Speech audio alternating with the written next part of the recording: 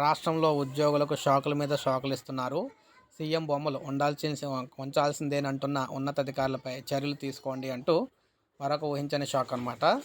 Pass పుస్తకాలు, భూమి పత్రాలు, ల్యాండ్ పార్సిల్ మ్యాప్లు, ఇతర డాక్యుమెంట్లపై సీఎం జగన్ బొమ్మలు ఉండాల్సిందేనని, నవరత్నాల లోగోను తొలగించవద్దని జాయింట్ కలెక్టర్లకు ఆదేశాలు ఇచ్చిన ఉన్నతాధికారులపై కూడా చర్యలు తీసుకోవాలని చెప్పేసి శాసనమండలి మాజీ చైర్మన్ ఎంఏ షరీఫ్ కోరారు.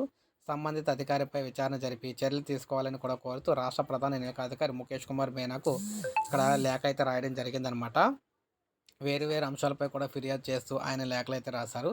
జగన్ ఫోటోలను ఎలక్షన్ కమిషన్ తొలగించాలని స్పష్టమైన ఆదేశాలు ఇచ్చినా కూడా ఇలా చేయడం నిబంధనలకు ఉల్లంఘించడమేనని చెప్పేసి పేర్కొన్నారు. కర్నూలు జిల్లా డోన్ పట్టణంలో వక్ఫ్ బోర్డుకు చెందిన ఈద్గా మసీదుకు కేర్ టేకింగ్ కమిటీ నియామకం ఎన్నిక కోడ్ ఉల్లంఘన కిందకే వస్తుందని చెప్పి ఆరోపించారు.